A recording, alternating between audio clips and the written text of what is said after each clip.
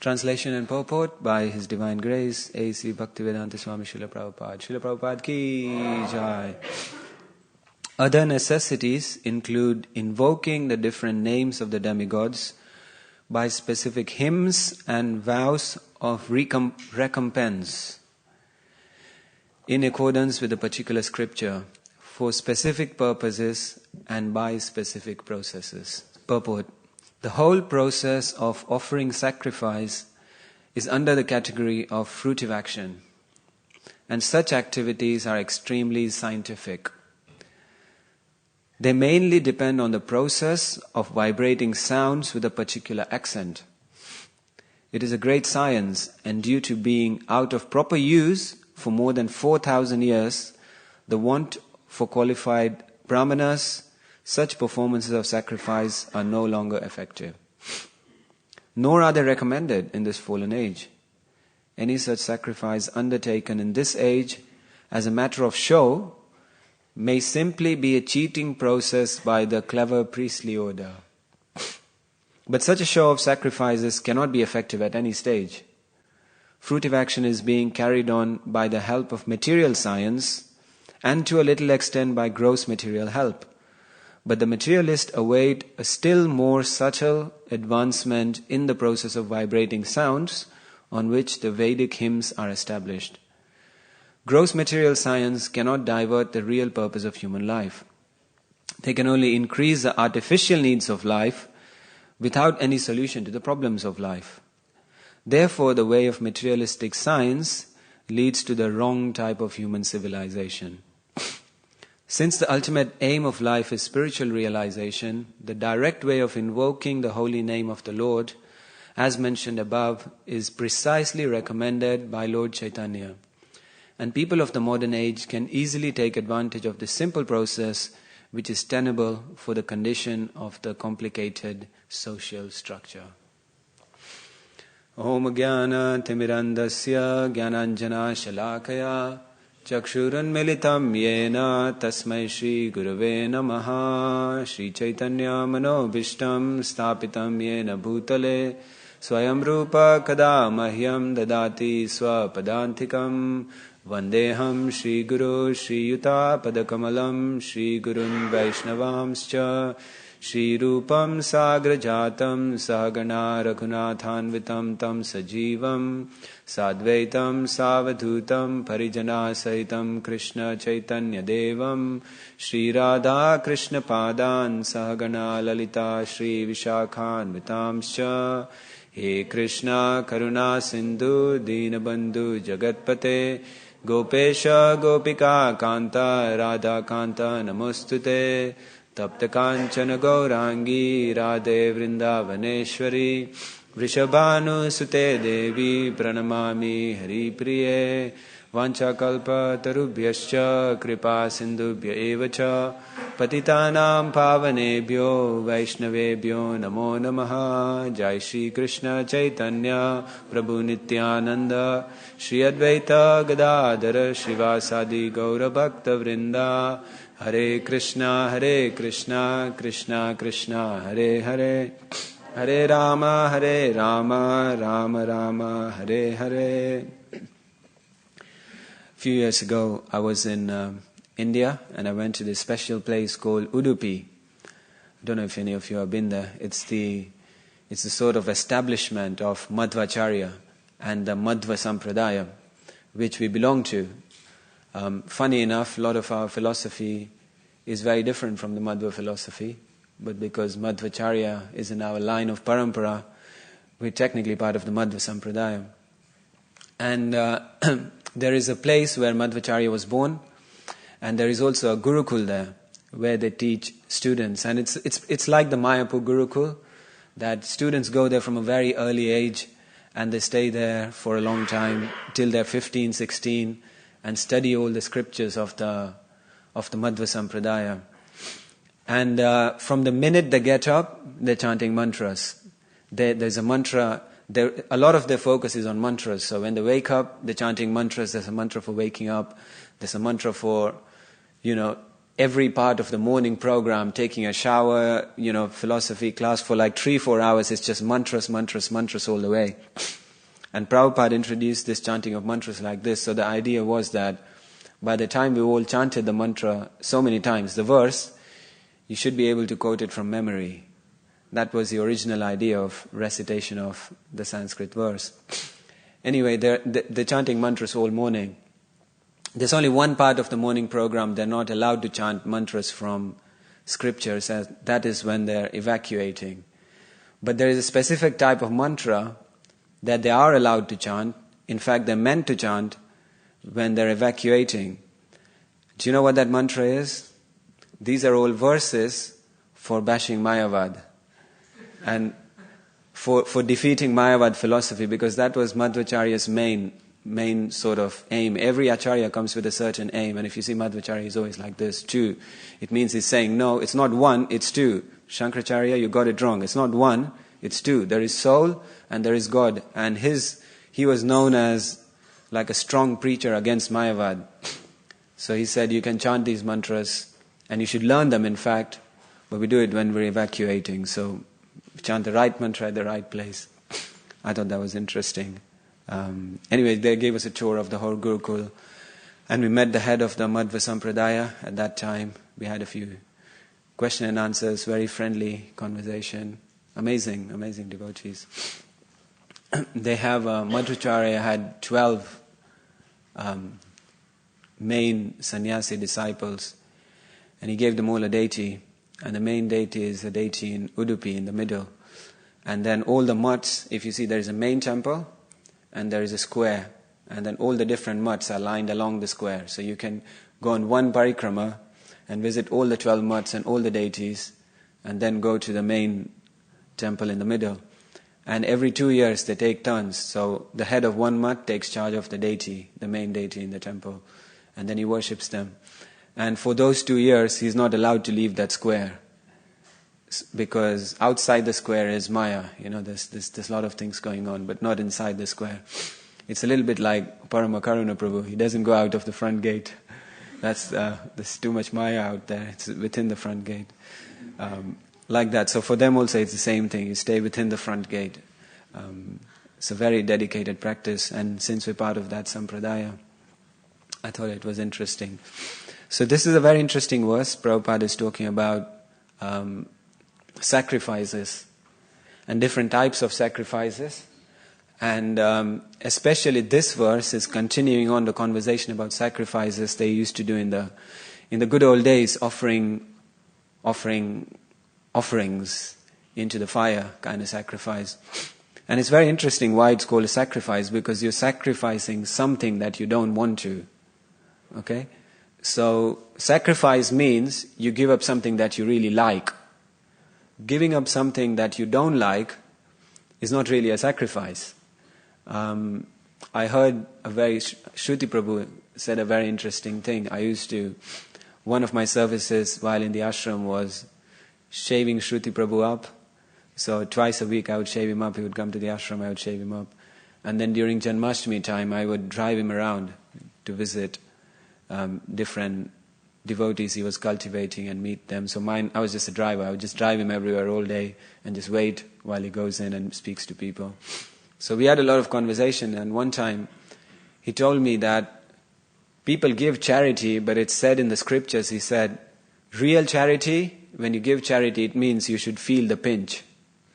Okay, you should feel, ouch, okay, I gave something there extra. It's not, if you got £1 million and you give a homeless man £10, it's still a lot, but unless you feel the pinch, it's not really good charity. So in the same way, sacrifice means you're meant to be sacrificing something, you're meant to give. That's why when you hear of all these sacrifices that these kings make, you'll hear things like, okay, he gave 10,000 cows to this brahmana, he gave one heap of gold to this king, and then he sent, it's always like huge amounts, ridiculous amounts, and you would think, why so much? Why not give everybody, like 20 pounds in an envelope, or, a piece of cloth or something. Now that is also okay. But always sacrifice means it's got to hurt a little bit somewhere. So even when we do a sacrifice, there's a lot of ingredients that are required.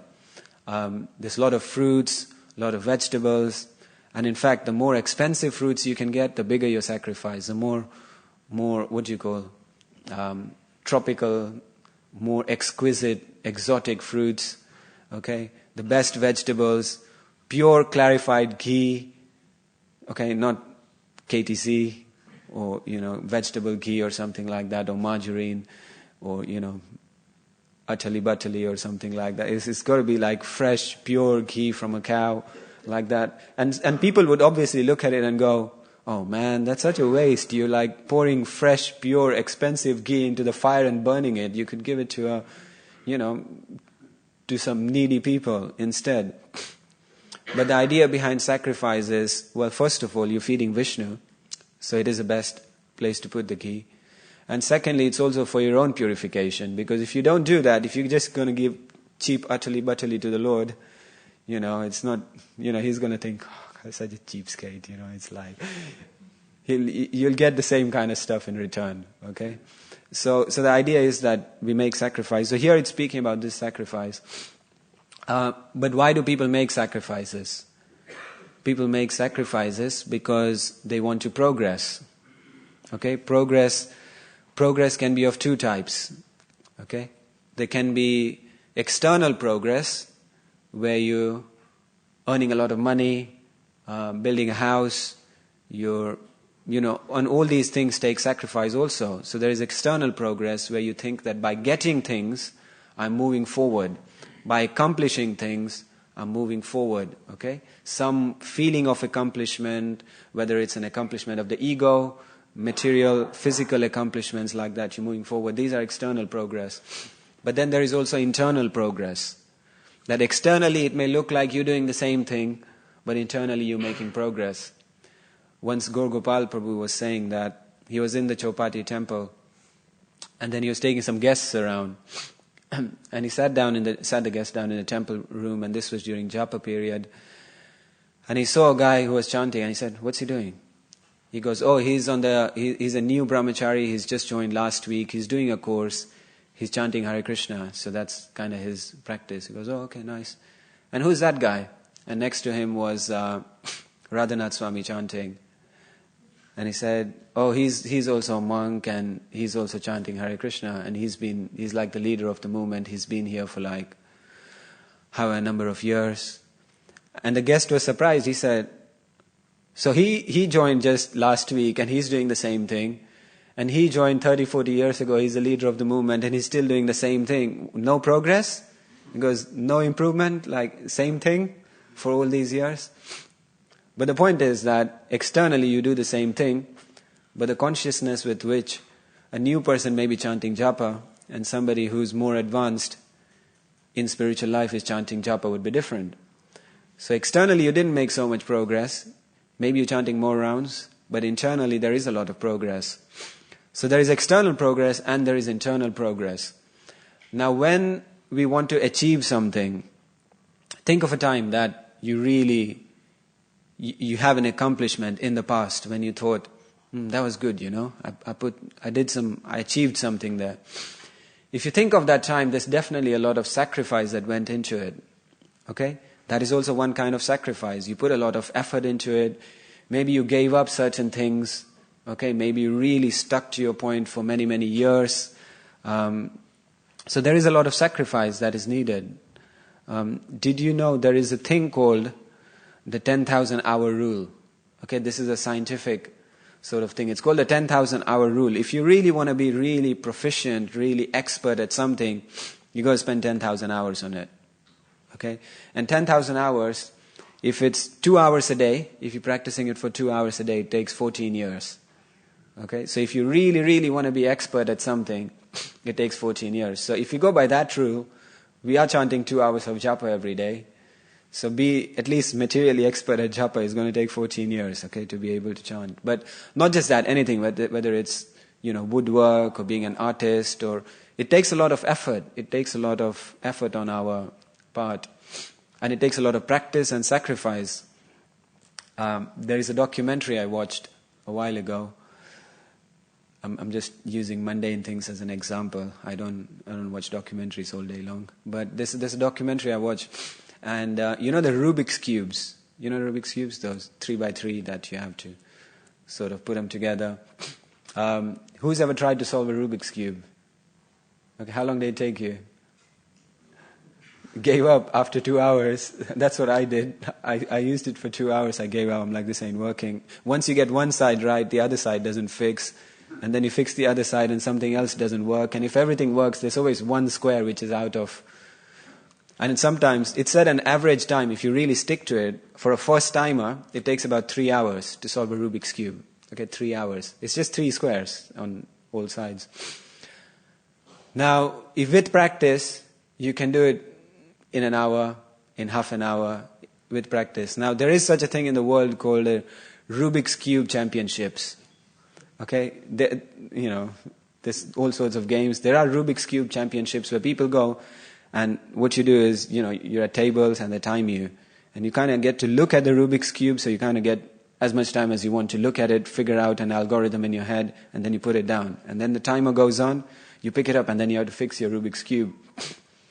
So, there's a world champion in Rubik's Cube competitions, Max Park, okay? So you can write it down, Max Park. And number 2 is Felix Zemdegs, okay? You know how long it took him to solve a Rubik's Cube? Under 6 seconds. Okay, you can't even see his fingers. It's like, he picks it up and just, done. It's like, that's it. It's like, because he figured out the algorithm beforehand. So he holds for a 3x3 cube, his record is like 5.8 seconds. For a 4x4, it's like 8 seconds. For a 5x5 cube, it's like 20 seconds something. Then he's also got the record in like blindfolded Rubik's Cube. Like you look at the algorithm beforehand, then they blindfold you and you fix it. And then there's one-handed Rubik's Cube. You do it with one hand. And everything is under 1 minute. Okay? So then he was asked that and want to know an interesting thing? He's autistic. Okay? And he didn't even recognize, he wouldn't even play with his mother till he was 10 years old. He'd just be in his own head. Okay, like that. So, and he was asked, how did you do this? How can you do it in 5 seconds when most people give up after 3 hours? You know what his answer was? Practice. Practice and sacrifice. Okay? You practice more and more, 10,000 hours. Even you can beat Max Park. Okay? So all things can be done if you practice. That is a modern concept anyway. That is one type of sacrifice that people make in this world. Elon Musk, where he is today, to get there, he probably made a lot of sacrifices. So did Bill Gates and so many achievers. If you read their stories, there's so many sacrifices. Sports people, Olympic swimmers had to make a lot of sacrifice, isn't it? Kishori was a swimmer. She used to swim for Hampshire. She swim for, 3 hours a day or something. Don't know how long did you swim for? Okay, don't tell me. But there is a lot of sacrifice that is needed if you want to achieve something. So that is one type of sacrifice. But then the Vedas say, okay, that's just mundane. You're getting something external. You're making progress. But another type of sacrifice the Vedas talks about, okay, well, you can do that. Okay, but you can make a different type of sacrifice that is sort of helps you make a little bit of internal progress as well. You can make external progress, but you can also make an internal process. So let's bring in some divine arrangement in here.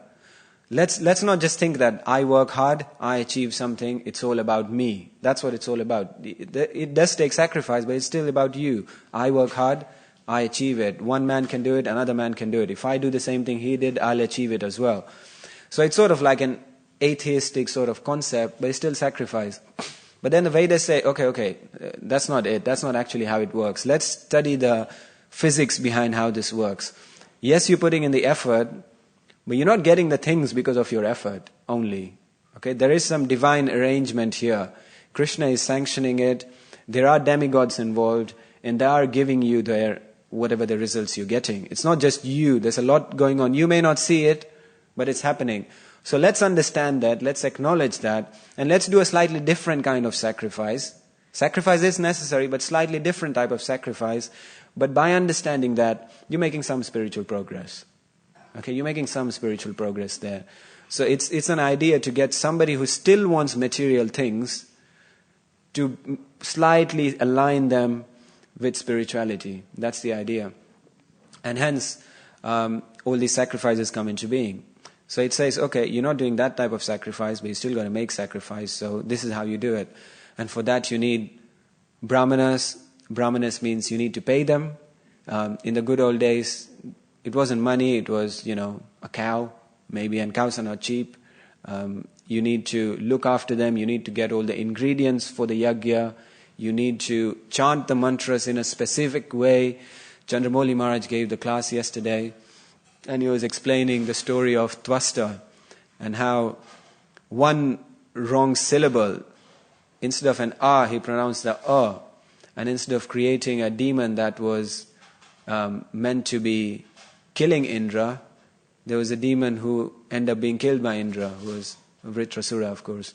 So very specific pronunciation is needed. So there's a lot of specific things. But unless you do that, okay, you're not going to get what you want. At the same time, it takes a lot of sacrifice. So sacrifice is necessary either way. Okay, you can't make progress without sacrifice. In today's world, Prabhupada also explains here that in the modern day, people are trying to find solutions to things, but on the way, we're making even more and more problems. We're creating more problems. Prabhupada writes, they can only increase the artificial needs of life without any solution to the problems of life. Okay, we've tried to solve problems for a long time, but because we haven't done it with divine help, okay, we've kind of gone into ugra karma. We're trying to do things in our own way, and because we're trying to solve problems like this, we're actually creating even more problems. Okay, I watched another documentary. This was about soil. Okay, this was about soil and farming. So, in the good old days, farming was done with, 1 or 2 bulls, a little bit of plowing, sometimes no plowing, you do it nature's way, you just plant the seeds in the ground. But now it's all industrial farming because we need so much grain. We don't need so much grain for people. We need so much grain to feed the animals that we want to eat. Okay? It is said that if everybody becomes vegetarian for one day, you'd save enough grain to feed the entire planet for a year. There's no shortage of food. We're just misusing it. Okay, we're breeding animals instead of growing grains. Okay. Anyway, so hence, when you need so much grain, you can't just have like 1 or 2 bulls plowing your field. You need to make it more commercial, industrial. Okay, so they have these huge machines that are plowing. Obviously, they plow very, very deep. Okay, so it erodes the topsoil. And what happens is because of that, Shri Shri Radha Gokulananda, Shri Sitaram Lakshman Hanuman, Shri Gaura Nitai Ki Jai. Okay, so it erodes the topsoil. There's no natural elements left in the soil. So then what you do is you use artificial fertilizers. So it kind of works, but then it sort of kills the soil as well. Then you use pesticides. So you're kind of killing the soil. And then you have to keep doing that. So it's said that since we started industrial farming, we've already eroded a third of the topsoil, which is needed to grow. After that, it's all rock. You can't grow grains there. And according to an estimate, there's only 60 years of topsoil left. If we keep doing things the same way, 60 years, there won't be any topsoil left, which means we only got 60 harvests left. Then you won't be able to grow grains. Okay? So it seems like everything's happening in the next 50, 60 years, isn't it? We're going to run out of... we're going to run out of topsoil, you can't grow grains, temperatures are going to go beyond sort of a limit, and it's irreversible if we don't change things. Okay, there's flooding, ice caps melting, flooding of coastal regions, fossil fuels are going to run out 40, 50 years, topsoil is going to run out, this is going to start civil wars. Everything seems to be happening in the next 60, 70, 100 years. Looks like there is going to be some major change of some sort. by the end of this century. And hopefully we won't be around to see it. But who knows? Who knows? But something big's definitely going to happen. And we're not changing fast enough. But the point I'm trying to make is we tried to solve a problem and we created a bigger problem. And just like that, in the past 300-400 years, there have been so many problems which we've been trying to solve by industrialization, modern machinery, modern weaponry, modern science. And right now we're happy, okay? Because we think, hey, we solved problems. But it's a bit like you're going up like that, and then you're going to go straight down the cliff. Okay, but you can't see the end, so we're thinking we're okay. I'm okay right now. Okay, 50, 60 years, I'm not going to be around. Who cares? I'm okay. The other people can deal with that. So we're creating more problems, but problems cannot be solved like that. Okay, by our own effort, materialistic, mundane, without acknowledging the divine. We can't do it, and hence the Vedas says, don't do that. I know you want what you want. But let's do it in a slightly different way. Let's do it like this. I know you're doing sacrifice, which you've got to do anyway, but let's make sacrifice like this instead of like that. Okay? But nowadays that's not possible. As Prabhupada explains, for over 4,000 years, all the things have been lost. All the art has been lost. And due to lack of proper brahmanas, it doesn't work. And anybody who claims they can do that is simply a cheating process by the clever priestly order. Okay, so Prabhupada says it's kind of cheating, because it's very difficult to find people who can do it like that. And hence Prabhupada says that the way to move forward in today's world, okay, what do you do? The way to move forward is spiritual sacrifice. Okay, Sankirtan Yagya. I always thought when I was growing up, I always thought yagya means you kind of have to have a fire pit. Okay, you can't have a fire pit. You can't have a yagya without a fire pit. And then I was like, Sankirtan Yagya. So what do? Like you sit around the fire and chant Hare Krishna. It was all still fire, yagya, fire pit. But yagya means sacrifice. So that is one type of sacrifice. This is a different type of sacrifice. Even in spiritual life, there is sacrifice needed. There's no fire. Okay? Just like in the first kind of sacrifice we spoke about, which is a totally materialistic sacrifice, also there's no fire, but there is sacrifice if you want to achieve something. In this kind of sacrifice, there is a fire. Again, in spiritual sacrifice, there's no fire, but there's still sacrifice. If you want to make spiritual progress, you need to make some sacrifices.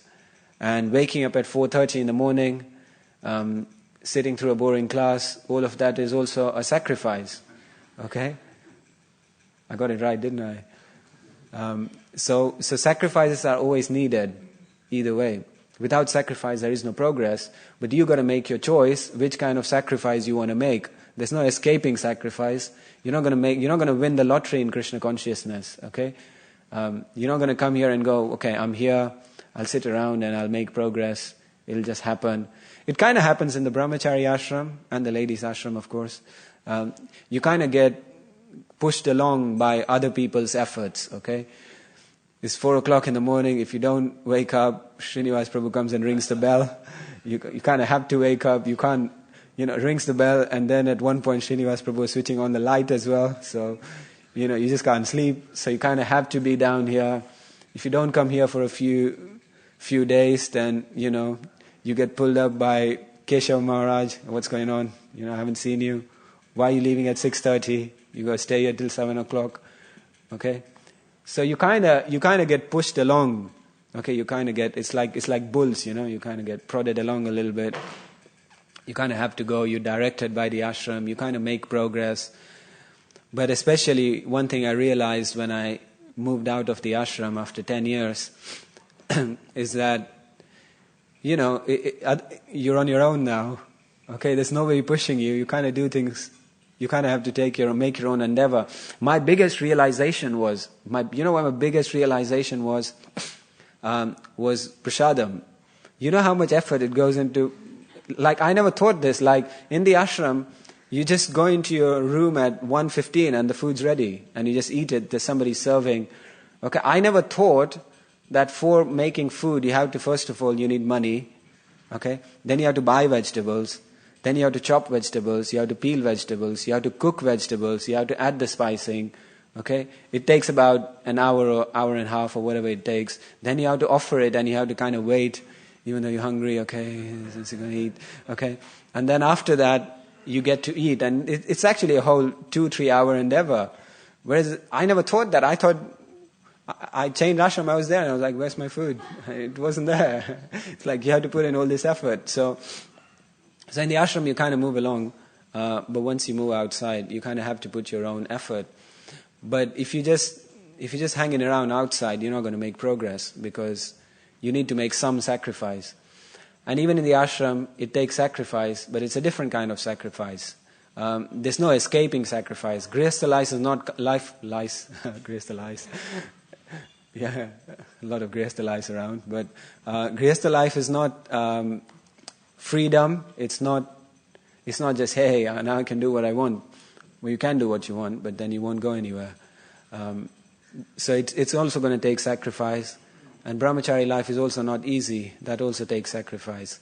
Either way, the sacrifice for this age is to become Krishna conscious. And when you become Krishna conscious, when you practice Sankirtan Yagya, all your problems will automatically be solved. The things that you got from the first kind of sacrifice and the second kind of sacrifice, you'll also get with this. When you become Krishna conscious, 2 things happen. Okay, first thing is that your relationship with Krishna develops. You become more satisfied, you become more contented, you become more blissful, you become happy, and you realize that all those things that I thought I needed, I don't really need them anymore. Okay? So instead of making endeavor to gain those things only to realize that it's not working, you kind of skip that whole part. You realize that I don't need them anymore because I'm internally satisfied. Instead of making external progress, you made internal progress. Okay? The problem is inside, the problem is not outside.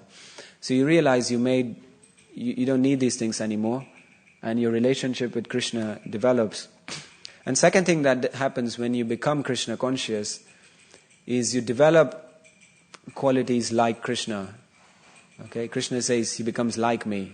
It means you become godly. You don't become God, you become godly. Okay, you develop qualities of a self-realized person that Krishna explains. There's over 100 verses in the Bhagavad Gita just explaining the qualities of a self-realized person.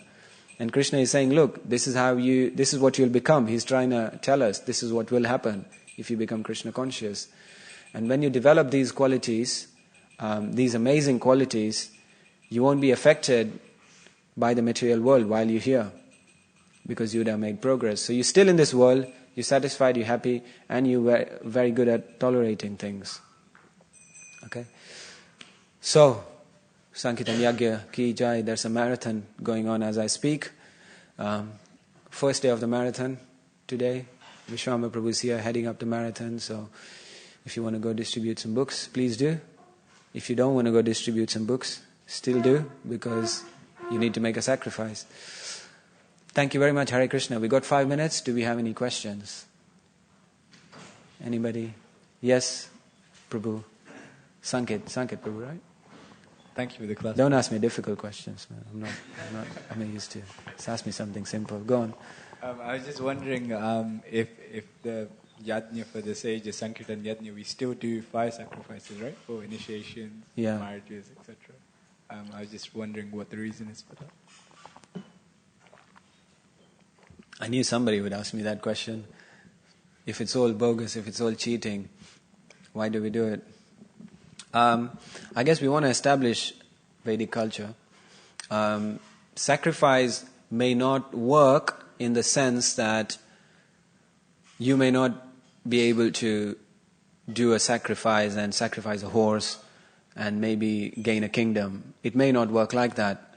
Otherwise Putin would have done it, But it doesn't work like that. But what will work is that the act of making sacrifice will purify you. Okay, so that's one thing that definitely happens, because sacrifice, any kind of sacrifice always brings purification. Even if it's mundane sacrifice, that'll still bring some purification to you. So even spiritual sacrifice, when you make sacrifices like that, it helps us purify ourselves. Secondly, it also pleases Krishna, because our purpose in performing a sacrifice, we don't do sacrifices for material things. Prabhupada specifically writes here, okay? Where is it? The whole process of offering sacrifice is under the category of fruitive action. Those are the kind of sacrifices that don't work. And our sacrifices are not really for fruitive action. We are doing a sacrifice, we're performing a sacrifice for pleasing Krishna and for spiritual reasons. And when you can use anything in Krishna consciousness, why not a sacrifice? You can use anything mundane and material even in a spiritual way to please Krishna. So why not a Vedic thing for pleasing Krishna?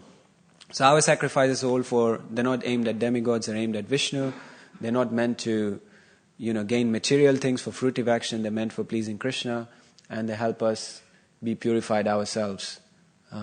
It also helps us to keep Vedic culture alive, because that's also important. Culture is just as important as practice, because culture upholds practice. Those reasons.